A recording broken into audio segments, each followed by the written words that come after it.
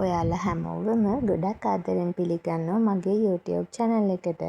අද මම ඔයාලට අරන් ආවේ පොල් සම්බෝලයි චීස් දාලා හදාගන්න පුළුවන් රසම රස සෑන්ඩ්විච් එකක්. එහෙනම් අපි බලමුද මේක කොහොමද හදාගන්නේ කියලා.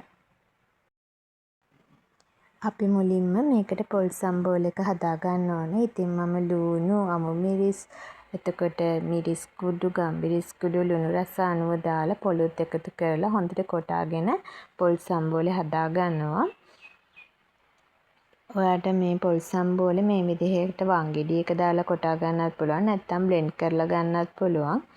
ඊට පස්සේ ඒකට දෙහිත් එකතු කරලා හොඳට මිශ්‍ර කරගන්න ඕනේ. ඉතින් මේ වෙලාවේදී මම චීස් වලට ගන්නෙ නම් හැපි කව් චීස්. ඔයාලට ඉතින් මේකට මොසරෙල්ලා චීස් ඒ වගේ දෙයක් ගන්න පුළුවන්. එතකොට තවත් රසයි.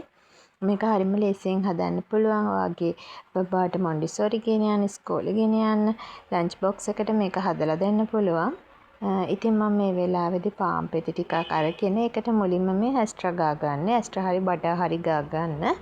ගාගෙන වාට තියෙන්නේ මේකට පොල් සම්බෝල හොඳට එකතු කරගන්න මුළු පාන් පෙත්තෙම ගෑවෙන විදිහට පොල් සම්බෝල එකතු කරගන්න. ඉතින් ඔයා මේක පොඩ්ඩෙක්ට හදලා දෙනවා නම් ඔයාට පුළුවන් චුට්ටක් පොල් සම්බෝල එකේ මිරිස් සැර අඩු කරලා හදලා දෙන්න. එතකොට එයාලා ආසාවෙන් කයි. ඉතින් මම මේ විදිහට හැම පාන් පෙත්තකම ඇස්ට්‍රා ගාගෙන ඊට පස්සේ මේ වගේ හොඳට පොල් සම්බෝල ටික මුළු පාන් පෙත්තෙම ගෑවෙන විදිහට එකතු කරගන්නවා. ඊට පස්සේ ඔයාට කැමති ප්‍රමාණයකින් චීස් මේකට දාගන්න පුළුවන්. චීස් ටිකක් වැඩි වුණු තරමට ඇත්තටම මේ සෑන්ඩ්විච් එක ගොඩාක් රසයි.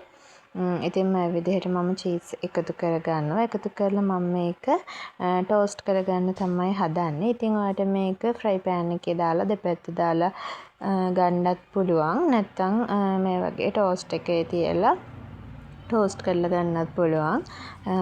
ඉතින් ඔයා මේක හදලා බලන්න හරිම රසයි. හැබැයි මේක උණුවෙන්ම කන්න ඕනේ. උණුවෙන්ම කද්දි තමයි හොඳ රසක් තියෙන්නේ. චීස් එහෙම මෙල්ට් වෙලා සම්බෝලත් එක්ක හැපෙනකොට ඇත්තට හරිම රසයි.